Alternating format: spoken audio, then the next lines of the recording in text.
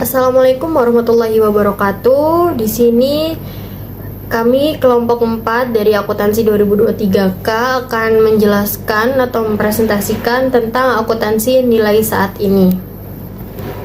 Sebelum masuki materi, izinkan saya menyebutkan nama anggota kelompok kami, yaitu yang pertama saya sendiri Faliza Putri Maharani dengan NIM 354, Firda Putri dengan NIM 357, Rian Dinarjati dengan NIM 364, Kika Melia dengan NIM 367, Talita Farah dengan NIM 369, dan Revalina Nesya dengan NIM 394. Pertama yaitu ada relevansi konsep laba, di mana laba pada umumnya itu dipandang sebagai dasar untuk perpajakan, penentu, dan kebijakan pembayaran dividen, serta panduan dalam melakukan investasi dan pengambilan keputusan. Yang pertama, relevansinya ada laba sebagai dasar untuk perpajakan dan redistribusi kekayaan di antara individu. Yang kedua adalah laba dipandang sebagai suatu panduan bagi kebijakan dividen dan retensi perusahaan. Dan yang terakhir, laba dipandang sebagai panduan umum investasi dan pengambilan keputusan bagi manajemen. Selanjutnya yakni terdapat laba akuntansi tradisional. Laba akuntansi didefinisikan sebagai laba bersih perusahaan yang diperoleh dengan mengurangkan semua biaya dengan laba kotor. Laba akuntansi mengacu pada semua laba yang diperoleh dalam bisnis. Untuk menghitung laba akuntansi, terdapat aturan-aturan yang harus dilakukan, yakni yang pertama, mengidentifikasi periode akuntansi tertentu. Laba akuntansi mengacu pada kinerja keuangan perusahaan untuk periode tertentu. Periode akuntansi yang diterima secara umum adalah kalender atau tahun bisnis alami. Kemudian selanjutnya terdapat mengidentifikasi laba dari periode akuntansi yang dipilih, yakni laba akuntansi memerlukan definisi, pengukuran, dan pengakuan laba. Sesuai dengan prinsip realisasi, akuntan tidak perlu mempertimbangkan perubahan nilai sampai mereka mengkristal setelah transaksi. Prinsip realisasi tidak berlaku dalam hal kerugian yang belum direalisasi yang diakui, diukur, dipertanggungjawabkan, dan selanjutnya dilaporkan sebelum realisasi. Selanjutnya, yakni yang ketiga terdapat mengidentifikasi biaya yang sesuai dengan laba yang diperoleh. Konsep akuntansi laba didasarkan pada konsep biaya historis. Laba untuk suatu periode akuntansi hanya mempertimbangkan biaya-biaya yang telah menjadi beban, yaitu biaya-biaya yang telah diterapkan terhadap laba. Biaya-biaya yang belum habis masa berlakunya atau telah digunakan sehubungan dengan realisasi laba bukan merupakan biaya-biaya yang akan digunakan dalam menghitung laba akuntansi. Adapun biaya dibayar di muka, persediaan, dan pabrik dengan demikian merupakan contoh biaya yang tidak dialokasikan yang ditangguhkan. Dan yang terakhir, yakni terdapat prinsip pencocokan. Laba akuntansi tradisional dinyatakan sebagai pencocokan transaksi laba dan pengeluaran, sehingga menghasilkan serangkaian residu untuk tujuan neraca. Prinsip pencocokan mensyaratkan bahwa laba yang diakui melalui penerapan prinsip realisasi kemudian dikaitkan dengan biaya historis yang relevan dan sesuai. Unsur-unsur biaya yang dianggap memiliki potensi jasa yang telah habis masa berlakunya diaplikasikan untuk dicocokkan dengan laba yang relevan. Ini materi tambahan mengenai pembagian laba dan akuntansi dari jenis tradisional. Jadi dalam akuntansi jenis tradisional ini, laporan laba rugi itu disajikan secara bertahap untuk memberikan pemahaman yang lebih baik tentang kinerja dari sebuah perusahaan. Jadi ada beberapa detail mengenai 3 jenis laba. Jadi yang pertama itu ada laba kotor atau gross profit biasanya kita sebut. Jadi laba kotor ini dia merupakan selisih antara harga pendapatan atau revenue itu dengan harga penjualan atau biasa HPP. Jadi rumusnya itu pendapatan dikurangi dengan harga pokok penjualan, di mana pendapatan ini didapatkan dari nilai dari penjualan barang atau jasa. Lalu kemudian HPP-nya juga itu biaya langsung yang terkait dengan seperti bahan baku, kemudian juga tenaga kerja langsung, bisa juga overhead pabrik. Jadi laba ini menunjukkan bahwa kemampuan perusahaan itu bisa menghasilkan keuntungan dari aktivitas penjualan sebelumnya. Jadi dia mempertimbangkan bagaimana sisi dari segi biaya operasional. Yang kedua adalah laba operasi, ada operating profit. Jadi laba ini seperti laba kotor yang dikurangi dengan seluruh biaya operasional.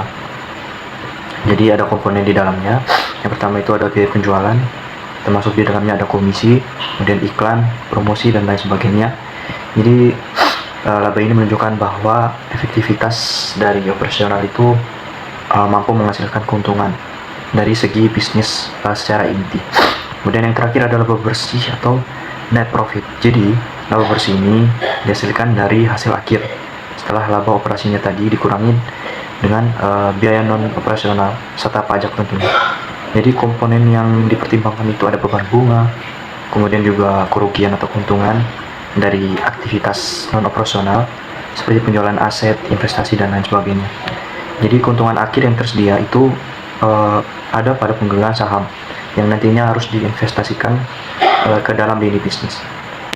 Selanjutnya saya akan menjelaskan tentang konsep tentang laba.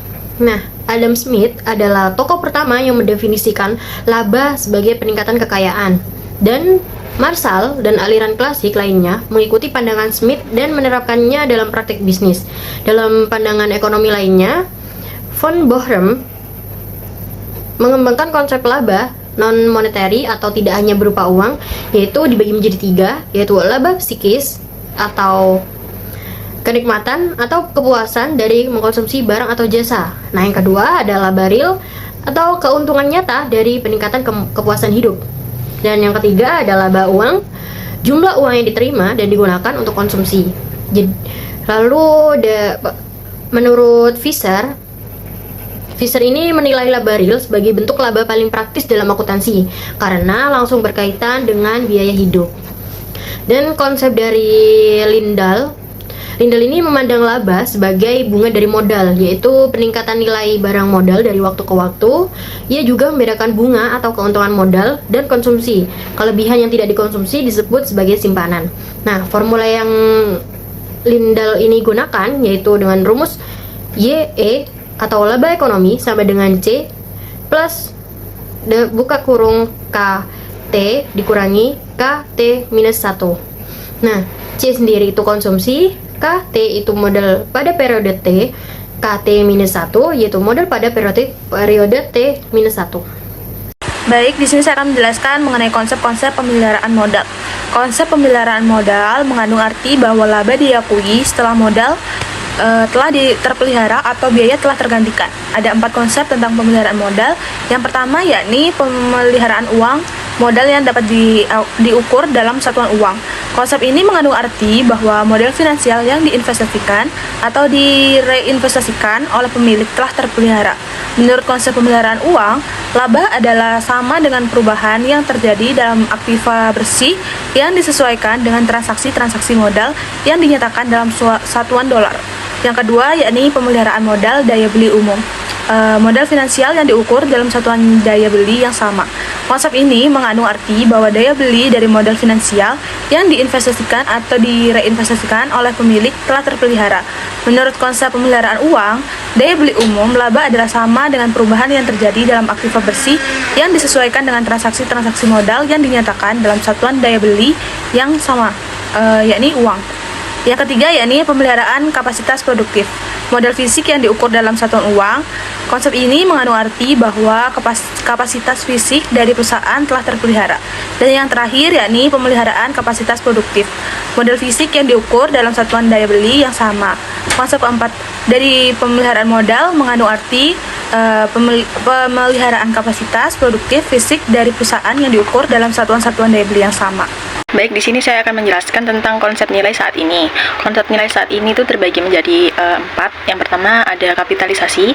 Menurut metode kapitalisasi, untuk memperhitungkan nilai saat ini, nilai yang dikapitalisasi atau nilai sekarang dari suatu aktiva, kelompok aktiva atau total aktiva. Untuk menghitung nilai yang dapat dikapitalisasi ada 4 variabel yang harus diketahui. Yang pertama, ekspresi arus kas yang timbul akibat penggunaan atau penghapusan aktiva. Yang kedua ada waktu dari ekspektasi arus kas tersebut. Yang ketiga ada jumlah tahun dari sisa usia aktiva. Yang keempat ada tingkat diskonto yang tepat. Kemudian kapitalisasi ini dinyatakan dengan rumus pada layar, yaitu di mana ada P0 sama dengan nilai yang dikapitalisasi atau nilai sekarang pada waktu 0. Kemudian ada P1 nilai sekarang pada saat waktu 1. Kemudian I1 ada laba untuk tahun pertama, dan R untuk ekspektasi arus kas, dan I untuk tingkat diskonto yang tepat, N sisa manfaat dari aktiva. Kemudian yang kedua ada harga masuk saat ini. Harga masuk saat ini menggambarkan jumlah uang atau pembayaran lainnya yang akan diperlukan untuk memperoleh aktiva yang sama atau ekuivalennya. Berikut interpretasi harga masuk saat ini yang digunakan. Yang pertama yaitu biaya penggantian bekas, yaitu sama dengan jumlah uang atau pembayaran yang lainnya yang dibutuhkan untuk memperoleh aktiva ekuivalen di pasar barang bekas yang memiliki sisa manfaat yang sama. Kemudian yang kedua yaitu biaya reproduksi, yaitu sama dengan jumlah atau pembayaran lainnya yang dibutuhkan untuk memperoleh suatu aktiva yang identik dengan aktiva yang sudah ada. Selanjutnya yaitu ada harga keluar saat ini. Harga jual saat ini menggambarkan jumlah kas yang karenanya suatu aktiva dapat dijual atau suatu kewajiban yang dapat dijadwalkan kembali. Harga keluar saat ini memiliki hubungan dengan yang pertama ada harga jual di bawah kondisi likuidasi, yang kedua ada harga jual saat pengukuran. Ekspektasi nilai keluaran atau nilai bersih yang dapat terrealisasi adalah jumlah kas yang akan diterima jika suatu aktiva diharapkan akan dijual atau kewajiban diharapkan akan dijadwalkan ulang. Kemudian ciri utama sistem ini adalah ditinggalkan sepenuhnya prinsip realisasi untuk pengakuan laba. Melakukan penilaian bagi seluruh aktiva non-moneter akan menghasilkan seluruh keuntungan.